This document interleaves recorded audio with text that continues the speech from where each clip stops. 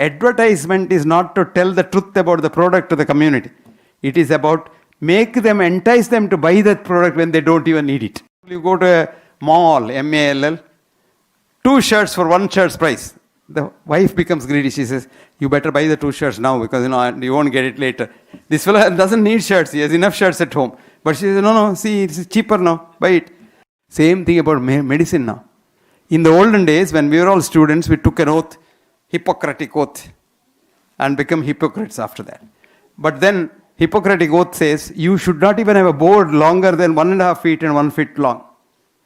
You should not advertise yourself. Today, my God, photograph of a doctor. The best cardiac surgeon in the world is standing here in XYZ for corporate hospital. Finished. That is not good. Because people should not go by that to get a cardiac surgery done. Today's research is what? Measuring things. Do you know what is called, the Western research called? Fishnet hypothesis. How many of you know what is fishnet hypothesis? Really? John von Neumann is a great, Hungarian-born American chemist who got the Nobel Prize for chemistry. He said, fishnet hypothesis. Ichthyologists, fishes. These fishes went to the sea to study fish. So they caught fish, came back to the laboratory, used a vernier caliper, measured everything up and down and said, one conclusion. What's the hypothesis? All sea fish are bigger than 2 inches in length. That became a proposal. It became hypothesis, then became thesis, and then became a theory. That's how science is. You know what is thesis? I asked a lot of these PhD students in the exam, I said, what is thesis? Thesis, sir, is writing about, sir, this is a dissertation, sir, it's this, sir. But what is the meaning of the word thesis? Thesis, sir, thesis. This is how we study in our schools. Just mug up. Do you know what thesis is? Thesis is a table in the king's court in the olden days. So if you have a theory or if you have a proposal, if the king accepts it, you can keep it on the table. That's called thesis. Today, there's PhD. And if it can't be kept there and the king rejects it, you keep it under. It's called hypothesis. That's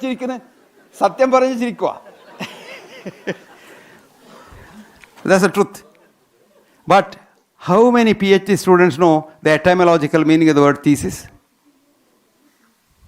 That's the problem. Anyway, come back. Then what happened?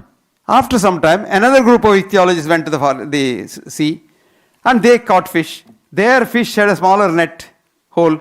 So even 1-inch fish were caught. So their hypothesis said 1 inch also can be sea fish. So another thesis. So the present science of the West, only 5 senses. And these 5 senses measure whatever they measure at the given time. And that's called the final word, which is not. And if you go with a smaller net to the sea, you can get 1/2 inch fish also. It's called fish net hypothesis. Please go and read that fish net hypothesis.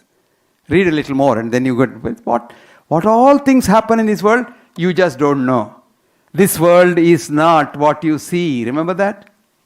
So, the man who got the Nobel Prize and the alternate Nobel Prize and wrote about what is called the real a-duality, says this world is Wirklichkeit. Wirklichkeit in German means drama. And he says it is Maya, Shankara's Maya. So beautiful. And that's the world is not what you see. It is something else. But you are made to believe in something else, which is called advertisement. You know what is advertisement? You don't know. 1954, John Kenneth Galbraith, who was the American ambassador in India in the 50s, before you were born. This fellow was 7 feet 2. So when Pandit Nehru and he were walking, Pandit Nehru had to look like that, to look at him. Pandit Nehru himself was tall, but this fellow was 7.2. This fellow was a professor of economics in Harvard. He wrote a book in 1954 called Affluent Society, where he says, advertisement is not to tell the truth about the product to the community. It is about entice them to buy that product when they don't even need it. For example, you go to a mall, M-A-L-L, 2 shirts for 1 shirt's price. The wife becomes greedy. She says, you better buy the 2 shirts now because you won't get it later. This fellow doesn't need shirts. He has enough shirts at home. But she says, no, see, it's cheaper now, buy it. So the shirt is sold. And what that mall has done, for 2 shirts price, their 1 shirt price has become. So they have not lost anything. But you become an ass that you bought the shirts when you don't need them. This is called advertisement. Same thing about medicine now. In the olden days, when we were all students, we took an oath, Hippocratic oath, and become hypocrites after that. But then, Hippocratic oath says, you should not even have a board longer than 1.5 feet and 1 foot long. You should not advertise yourself. Today, my God, photograph of a doctor. The best cardiac surgeon in the world is standing here in XYZ for corporate hospital. Finished. That is not good. Because people should not go by that to get a cardiac surgery done. And when you go to meet your maker, then you can't discuss and say, oh, I did a mistake, I went to the wrong place because of advertisement. Right? So that is what is. Nitya hita mita ahara sevi. Samikshakari. Work very hard. You must have seen our ancestors. Oh my God. I had a grandfather who lived up to 102. His fellow used to work even when he was 100. He used to go out. And he has to go to the court every day. With a lot of lands and everything. One day, when he was about 100, his children said, you can't now go to the court. So they restricted him from going to the court. And the day he was restricted, he was feeling bad. And he felt bad, died within a year. Otherwise, he would have lived long. Probably he would have lived for another 10 years. He wanted to do what he wanted to do. We didn't allow him to do that. Samikshakari. Then what does it say? Data. Data. Be a giver, not a taker. We are all takers. I'm looking forward. What will the IADK give me? What will they give me? And things. No. Be a giver. Give something to others. Data. Samaha. You must look after everybody. Same way. A lot of us have this bad habit. When you talk to the big president, hello sir, Jiten sir. Supposing the peon is there, hey, come here. No. When I was a dean, a lot of these, medical college and the dental college and all, love affairs are very common. So when she loves a boy and then after some time she'll come to me and say, sir, please give me some advice, sir. I want to marry Jiten sir and my friends. How do you think he's a good boy or not?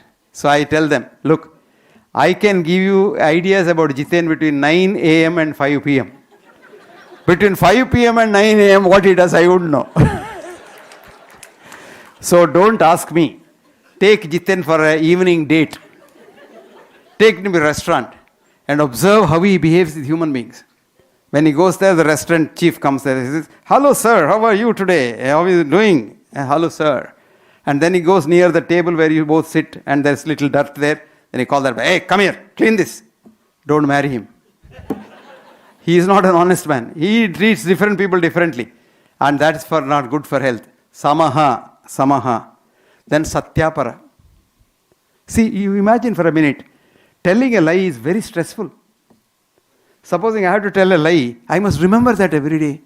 Because next time somebody asks, the same lie must come, no? So that is a terrible stress. Telling a lie raises your blood pressure, your heart rate. Tell the truth, it's the same truth anyway, wherever you are. What is there in it? Yours must be an open book. You shouldn't have any two things, inside one, outside one. Same thing. Fine, tell the truth. Satyapara. Kshamavan. You can do all these things, but others can come and slap you on the face. Forgive him. Poor man, he doesn't know. He knows not what he knows not, so forgive him. Shun him. Don't forgive him. Forgiveness, I tell you, is the greatest stress buster. And forgiveness, lot of people come to me with ulcers in the mouth. After ulcers, they have taken B complex after B complex after B complex. Then even the dental surgeons give them steroid ointments, etc., etc. I tell them, forgive. Make a list of people you hate. Forgive them. After ulcers simply disappear. Simply disappear. You just see that. You will be surprised. I tell them, don't even tell your husband or wife. Close your room and make a list of people you hate. Simply make a list of people you hate. And then make an effort. Sit and meditate and say, I forgive B.M. McDay. After all, he's an ass. Let him go to hell. Just see. You relax. After the ulcers gone. Blood pressure gone. Migraine gone. Autoimmune disease gone. Kshamavan. Then what does it say? Aptopasevi bhavet arogyam. Don't treat just your husband and wife as yours. Everybody is mine. Everybody is mine. My uncle, my aunt, my niece, my nephew, my grandfather, whatever it is. You just treat everyone as your equal and your blood pressure will come down. Your cancer will disappear. Did you know that? Your cancer will disappear.